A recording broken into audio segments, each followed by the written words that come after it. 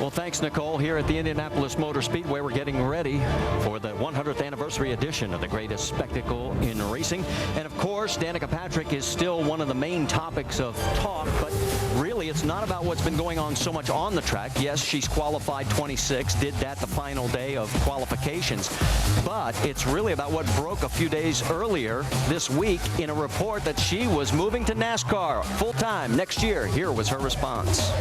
I mean, it's all speculation. Here's the deal. I read it on ESPN just like everyone else did. It's all speculation. There's no truth, and this tends to happen in contract years for athletes, and I'm no different than anyone else in people speculating what might happen.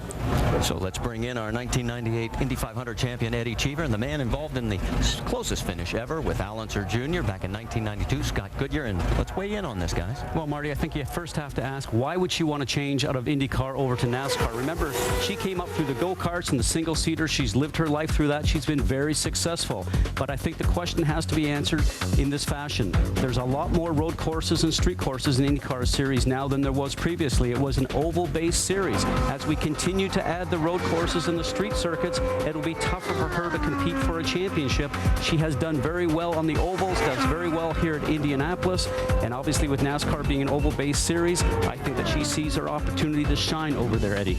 And there's one other little thing. More money, more races, more money. All right, let's talk about the distraction factor. You're trying to focus on winning the Indianapolis 500, and now all anybody wants to talk about the last couple of days is the move to NASCAR. I think from the minute she jumped out of the car here at Indy when she had led the 500 in 2005, she's been under media scrutiny the whole time, and she does very well with it. She has her own way of dealing with it.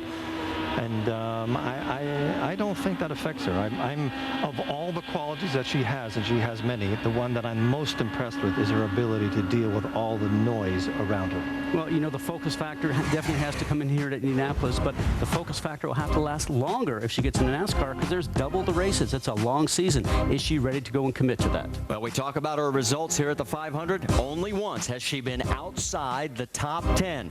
And will she continue that streak, maybe even win her first? Well, tune in 11 a.m. Eastern on ABC on Sunday.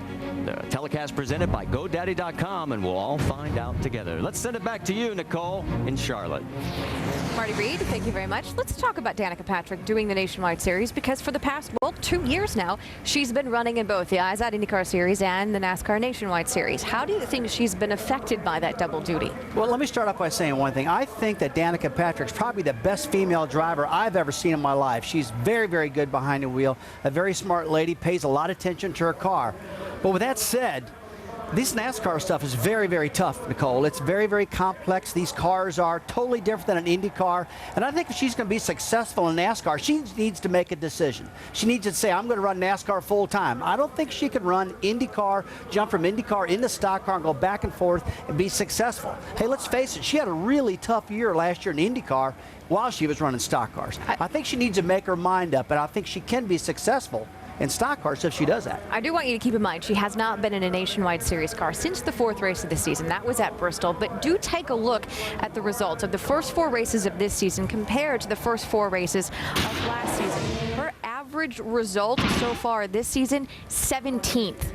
Last year, it was 33rd. Her best finish through 4 races was 30th. This year, she has that top 5. So, Ricky, if there is a tipping point to push her in one direction, what do you think that would be?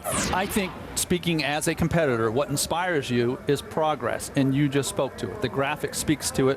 When you feel progress and you feel better about yourself and you feel better about the people around you, it'll help motivate you in that direction. I think she comes full-time, in large part because of Tony Eury Jr.